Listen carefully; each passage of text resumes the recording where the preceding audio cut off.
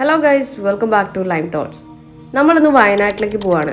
ചൂടൊക്കെ അല്ലേ, ഒന്ന് ചില്ലായിട്ട് വരാമെന്ന് വിചാരിച്ചു. എല്ലാവരും താമരശ്ശേരി ചുരം വഴിയാണ് വയനാട്ടിലേക്ക് പോവുക. ഞങ്ങളൊരു വെറൈറ്റിക്ക് നാടുകാണി വഴി പിടിച്ചു.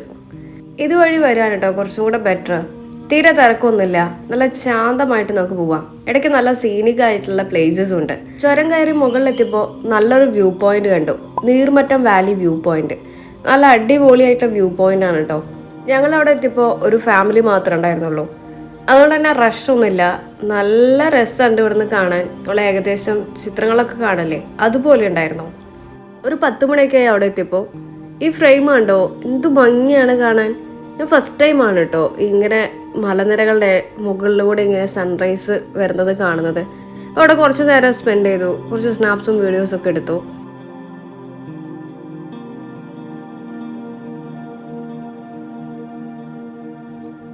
ഇത് നാടുകാണി ദേവാല റൂട്ടാണ് കേട്ടോ. അപ്പോൾ എല്ലാവരും ഈ ഒരു റൂട്ട് പിടിക്കുകയായിരിക്കും കൂടുതൽ ബെറ്റർ. അപ്പോൾ ഈ മലയുടെ ചെരുവിലായിട്ട് നിറയെ തേയിലത്തോട്ടങ്ങളുണ്ട്, അതുപോലെ കാപ്പിത്തോട്ടങ്ങളുണ്ട്. നമ്മുടെ നാട്ടിലൊന്നും കാണാത്ത തരത്തിലുള്ള ഒരുപാട് മരങ്ങളൊക്കെ നമ്മളിവിടെ കാണാം. നല്ല സീനിക് ആയിട്ടുള്ള ഒരു വഴി കൂടിയാണിത്.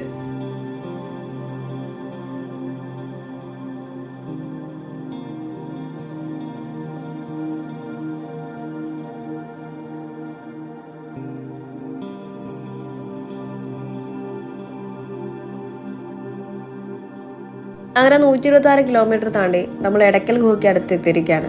നമ്മളിപ്പോൾ പോയിക്കൊണ്ടിരിക്കുന്നത് അമ്പലവയലിൽ കൂടെയാണ്. മെയിൻ റോഡിൽ നിന്ന് നമ്മളൊരു പോക്കറ്റ് റോഡിലേക്ക് കയറി. ഇപ്പോൾ ഇവിടെ നിന്ന് നോക്കിക്കഴിഞ്ഞാൽ നമുക്ക് എടക്കൽ ഗുഹ വ്യക്തമായിട്ട് കാണാം. ഇവിടെ എത്തുമ്പോൾ എനിക്കൊരു പ്രത്യേക തരം ഫീലിംഗ് ആയിരുന്നു. കാരണം നമ്മളൊരു ഹിസ്റ്ററിക് ആയിട്ടൊരു പ്ലേസസ് ആണ് വിസിറ്റ് ചെയ്യാൻ പോകുന്നത്. 20 രൂപ ടിക്കറ്റ് എടുത്ത് ഞങ്ങൾ മുകളിലേക്ക് കയറി. അപ്പോൾ ഇവിടെ 10 പാർക്കിംഗ് ലോട്ട് ഉണ്ട്. ഞങ്ങൾക്ക് കിട്ടിയത് പാർക്കിംഗ് ലോട്ട് 1 ആണ്. അപ്പോൾ അതായത് ഏറ്റവും മുകളിലാണ്. അതായത് അത്രയും ദൂരം നമുക്ക് കടക്കണ്ട കേട്ടോ. അപ്പോൾ ഞങ്ങൾ വണ്ടിയൊക്കെ പാർക്ക് ചെയ്ത് എൻട്രൻസിലേക്ക് കയറുകയാണ്. കയറി വരുമ്പോൾ റൈറ്റ് സൈഡിൽ കുരിശൊക്കെ വെച്ചിട്ടുണ്ട് കേട്ടോ. അപ്പോൾ നമുക്ക് എൻട്രി ടൈം 9 മുതലാണ് സ്റ്റാർട്ട് ചെയ്യുക. 4-നുള്ളിൽ തിരിച്ചിറങ്ങണം. അപ്പോൾ ഞങ്ങൾ കയറാൻ തുടങ്ങുകയാണ് കേട്ടോ. ഏകദേശം ഒരു 700 മീറ്റർ ഒക്കെ ഉണ്ട് മുകളിലേക്ക്. അപ്പോൾ വലിയ വലിയ പാറക്കെട്ടുകളൊക്കെ നമുക്ക് കാണാൻ പറ്റും. നിറയെ കുരങ്ങന്മാരുണ്ട്. ഫുഡൊക്കെ കൊണ്ടുവരാണെങ്കിൽ കൊണ്ടുപോകാനുള്ള ചാൻസ് ഉണ്ട് കേട്ടോ. അപ്പോൾ ഇവിടെ നിന്നിട്ടും ഒരു 20 രൂപയുടെ ബോട്ടിൽ വാങ്ങിച്ചു. അതായത് നമ്മളോടൊരു സ്റ്റിക്കർ നമുക്ക് അടിച്ചു തരും, ഒരു 50 റുപ്പീസിന്. അപ്പോൾ തിരിച്ച് അതേപോലെ ആ കുപ്പി താഴേക്ക് കൊണ്ടുവരാണെങ്കിൽ നമുക്ക് ആ ഒരു 50 റുപ്പീസ് റീഫണ്ട് ചെയ്യുന്നതായിരിക്കും. അഡൾട്ടിന് 50 രൂപയാണ് എൻട്രി ഫീ. സെക്യൂരിറ്റി ചേട്ടൻ നല്ലൊരു ചിരിയൊക്കെ തന്നിട്ടുണ്ട്. അപ്പോൾ ഞങ്ങൾ മുകളിലേക്ക് കയറി തുടങ്ങുകയാണ്. നല്ല വള്ളിപ്പടർപ്പിനിടയിൽ കൂടെയാണ് മുകളിലേക്ക് കയറുന്നത് കേട്ടോ.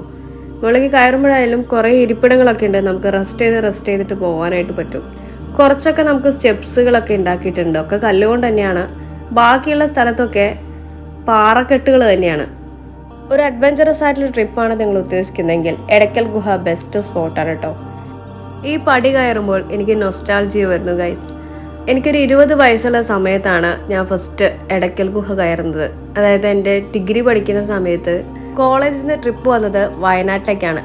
അന്ന് ഫ്രണ്ട്സിൻ്റെ കൂടെ ചില്ല് ചെയ്തിട്ടാണ് വന്നെങ്കിൽ ഇന്ന് ഞാൻ ഹസ്ബൻഡിൻ്റെ കൂടെയാണ് വന്നിട്ടുള്ളത്. വിചാരിക്കണ പോലെ എളുപ്പമല്ല കേട്ടോ ഇനി ഇവിടെ നിന്ന് അങ്ങോട്ടുള്ള കയറ്റം. കുത്തനെയുള്ള കയറ്റാണ്. ഇവിടെ എത്തിയപ്പോഴേക്കും സ്റ്റെപ്സ് ഒന്നുമില്ല. പാറകൾ അങ്ങോട്ടും ഇങ്ങോട്ടും അടുക്കി വെച്ചത് മാത്രമേ ഉണ്ടായിരുന്നുള്ളൂ. അപ്പം ഞങ്ങൾ ശ്രദ്ധിച്ച് വലിയ പാറക്കെട്ടിലൊക്കെ പിടിച്ചിട്ടാണ് മുകളിലേക്ക് കയറുന്നത്. ഇത് അവിടെ കണ്ടില്ലേ, വലിയ ഒരു വലുണ്ട് പാറക്കെട്ടുകളുണ്ട്. അപ്പോൾ ഇത് അവിടെ നിന്ന് മുകളിൽ നിന്ന് ഒരാൾ വീണ് കഴിഞ്ഞാൽ താഴെയുള്ള എല്ലാവരും വീഴും. അപ്പോൾ ഇവിടെ ക്യൂ തന്നെയാണ് കേട്ടോ മുകളിലേക്ക് കടക്കാനായിട്ട്. അതായത് ആ ഒരു പാറയുടെ ഉള്ളിൽ കൂടെ നൂഴ്ന്നിട്ട് വേണം അതിനകത്തേക്ക് കടക്കാൻ. ഇതിനകത്തെത്തിയപ്പോൾ വിശാലമായിട്ടുള്ള ഒരു സ്പേസ് ആണ്. വലിയൊരു പാറക്കല്ല് തന്നെ നമ്മുടെ തലയ്ക്ക് മുകളിൽ ഇരിക്കുന്ന പോലെയാണ് നമുക്ക് ഫീൽ ചെയ്യുക. പിന്നെ ഞങ്ങൾ കയറാൻ തുടങ്ങുകയാണ്. പിന്നെ അവിടെ സ്റ്റെപ്സുകൾ വെച്ചിട്ടുണ്ട്. അതായത് ആ സ്റ്റെപ്സിന് താഴെ വലിയൊരു ഇടുക്കാണ്. അതായത് ഫോൺസോ അങ്ങനെ എന്തെങ്കിലുമൊക്കെ പോവുകയാണെങ്കിൽ പിന്നെ അത് കിട്ടില്ല.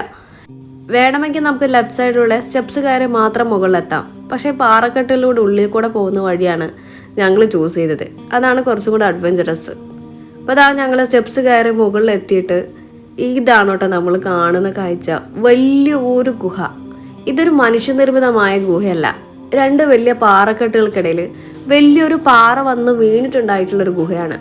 അതുകൊണ്ടാണ് എടക്കൽ, ഇടയിലുള്ള കല്ല് എന്ന അർത്ഥത്തിൽ പേര് വന്നത്. എടക്കൽ ഗുഹയ്ക്ക് ഉള്ളിലെത്തിയപ്പോൾ എനിക്ക് പണ്ട് പഠിച്ച ഹിസ്റ്ററി ക്ലാസ്സസ് ആണ് ഓർമ്മ വരുന്നത്. 6000 വർഷങ്ങൾക്ക് മുമ്പ് ഇവിടെ ജീവിച്ചിരുന്ന മനുഷ്യര് കാട്ടുമൃഗങ്ങളിൽ നിന്നും മഞ്ഞും മഴയിൽ നിന്നിട്ടൊക്കെ രക്ഷപ്പെടാനായിട്ട് ഈ ഗുഹ ഉപയോഗിച്ചിരുന്നു. അവർ കല്ലുകൊണ്ട് ഈ വലിയ പാറക്കെട്ടുകളിൽ പല രൂപങ്ങളും കൊത്തിയെടുത്തു.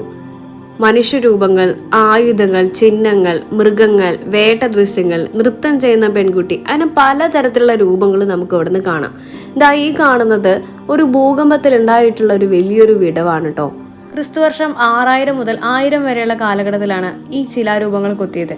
കൈകൾ മുകളിലേക്ക് ഉയർത്തിയ രീതിയിലുള്ള ഈ ഗോത്രതലന്റെ ചിത്രം നമ്മൾ പണ്ട് സോഷ്യൽ സയൻസ് ടെക്സ്റ്റ് ബുക്കിൽ കണ്ടിട്ടുണ്ടായിരിക്കില്ലേ. ഇത് വളരെ പ്രശസ്തമായിട്ടുള്ള ഒരു രൂപമാണ്. ഇതിൽ ഏറ്റവും ഇൻട്രസ്റ്റിംഗ് ആയ കാര്യം എന്താണെന്ന് വെച്ചാൽ ഇവിടെ നിയോലിത്തിക്, പുതുയുഗം മുതൽ അയേൺ ഏജ്, ഇരുമ്പു കാലം വരെയുള്ള അടയാളങ്ങൾ കാണാം. അതായത് ഇവിടെ ഒരേ സമയം ഒരാളല്ല, പല കാലഘട്ടങ്ങളിലെ മനുഷ്യർ ജീവിച്ചിരുന്നു. ചില കുറിപ്പുകൾ ഇൻഡസ് വാലി സിവിലൈസേഷനോടും ബന്ധമുണ്ടാകാമെന്ന് ചരിത്രകാരന്മാർ പറയുന്നുണ്ട്. 1901 ബ്രിട്ടീഷ് ഗവേഷകനായ ഫ്രെഡ് ഫോസറ്റ് ഈ ഗുഹകൾ ലോകത്തിന്റെ ശ്രദ്ധയിൽ കൊണ്ടുവന്നത്. ഇവിടെ പല ശിലാലിഖിതങ്ങളും കാണാൻ സാധിക്കും. ചില കുറിപ്പുകൾ തമിഴ് ബ്രാഹ്മി ലിപിയുടെ ആദ്യ രൂപങ്ങളോട് സാമ്യമുണ്ടെന്ന് ഗവേഷകർ ചൂണ്ടിക്കാണിക്കുന്നു. ഇന്ന് നമ്മൾ ഉപയോഗിക്കുന്ന മലയാളം, തമിഴ്, കന്നഡ പോലുള്ള ഭാഷകളുടെ വളരെ ദൂരെയുള്ള ആൻസിസ്റ്റർ ഈ പാറക്കുറിപ്പുകളാണ്. ഗുഹ കണ്ടിറങ്ങി പിന്നെ ഞങ്ങൾ ലഞ്ചൊക്കെ കഴിച്ചു. നേരെ പോയത് നെല്ലാറച്ചാല് വ്യൂ പോയിന്റിലേക്കാണ്. ഉച്ച സമയത്താണ് ഞങ്ങൾ അവിടെ എത്തിയത്. സൺസെറ്റ് ഒക്കെ കാണുകയാണെങ്കിൽ അടിപൊളിയായിരിക്കും കേട്ടോ. ഇതൊരു മൊട്ടക്കുന്നാണ്. അധികം ചെടികളോ മരങ്ങളോ ഒന്നും തന്നെയില്ല. പക്ഷെ നല്ല വ്യൂ പോയിന്റ് ആണ് കേട്ടോ. ഇവിടെ ബോട്ടിംഗ് സർവീസ് ഒക്കെ ഉണ്ട്. നിറയെ കാലികളൊക്കെ വീഞ്ഞ് കിടക്കുന്നുണ്ടായിരുന്നു. നല്ല ചൂടായതുകൊണ്ട് അധികം സമയമൊന്നും അവിടെ സ്പെൻഡ് ചെയ്തില്ല. പിന്നെ അവിടെ നിന്ന് തിരിച്ചു. നേരെ പോയത് കാരാപ്പുഴ ഡാമിലേക്കാണ്. ഇവിടെ എൻട്രി ടിക്കറ്റ്സ് എടുത്തു, അകത്ത് കയറി. നല്ല ഫൺ റൈഡ്സുകളുണ്ട് ഇവിടെ. അപ്പോൾ അതിൽ 1-2 ഞങ്ങൾ ടിക്കറ്റ്സ് ഒക്കെ എടുത്തു.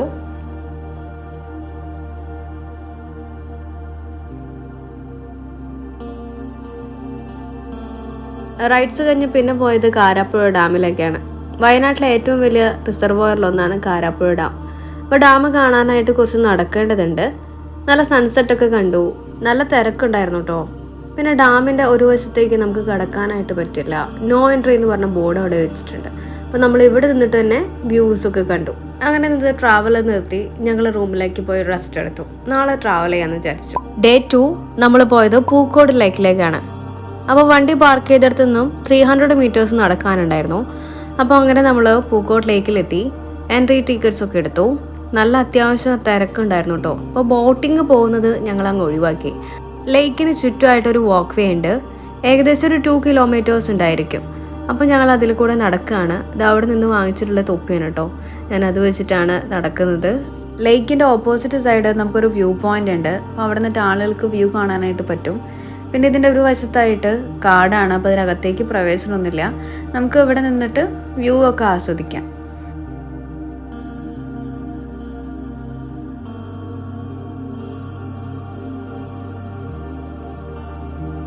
വയനാട്ടിലെ ഓരോ ടൂറിസ്റ്റ് പ്ലേസസും കിടക്കുന്നത് ഏകദേശം 10 കിലോമീറ്റർ ഡിഫറൻസിലാണ്. നിങ്ങൾ പോകുന്ന വഴിക്ക് ഏറ്റവും അടുത്ത് ഏതാണെന്നുണ്ടെങ്കിൽ അതും കൂടെ എക്സ്പ്ലോർ ചെയ്ത് പോകുമായിരിക്കും നല്ലത്. പൊഴുതൻ എന്ന പ്ലേസിലൂടെയാണ് നമ്മൾ പോയിക്കൊണ്ടിരിക്കുന്നത്. ഇവിടെ ഒരുപാട് തേയില പ്ലാന്റേഷൻസ് ഉണ്ട് കേട്ടോ. നല്ല ഭംഗിയാണ് കാണാനായിട്ട്. നമ്മൾ ഇറങ്ങിയൊന്നുമില്ല. നമ്മൾ നേരെ പോകുന്നത് ബാണാസുര സാഗർ ഡാമിലേക്കാണ്. അപ്പോൾ ഇവിടെ പണ്ട് കാടായിരുന്നു. അത് വെട്ടി തെളിച്ചിട്ടാണ് തേയിലത്തോട്ടങ്ങളാക്കിയത്. ഇത് ബാണാസുര സാഗർ ഡാമിൻ്റെ സ്പിൽവേ ആണ്. അങ്ങനെ ഞങ്ങൾ ടിക്കറ്റ്സ് ഒക്കെ എടുത്തിട്ട് ബാണാസുര സാഗർ ഡാമിലേക്ക് നടന്ന് കയറുകയാണ്. ഇതിൻ്റെ ടോപ്പ് വരെ നടക്കണം കേട്ടോ. നല്ല വെയിലാണ്. അപ്പോൾ ഈ സൺഗ്ലാസും അതുപോലെ ഈ തൊപ്പിയൊക്കെ വെച്ചത് വളരെ ഉപകാരമായി. അപ്പോൾ മുകളിലെത്തി. ഇതാണ് കേട്ടോ അവിടുത്തെ വ്യൂ. നല്ല അടിപൊളി വ്യൂ ആണ്. ഡാമിൽ സ്പീഡ് ബോട്ടിൽ പോകുന്നത് കണ്ടു. ഇവിടെ സർവീസ് ഉണ്ടോയെന്ന് അറിയില്ല കേട്ടോ.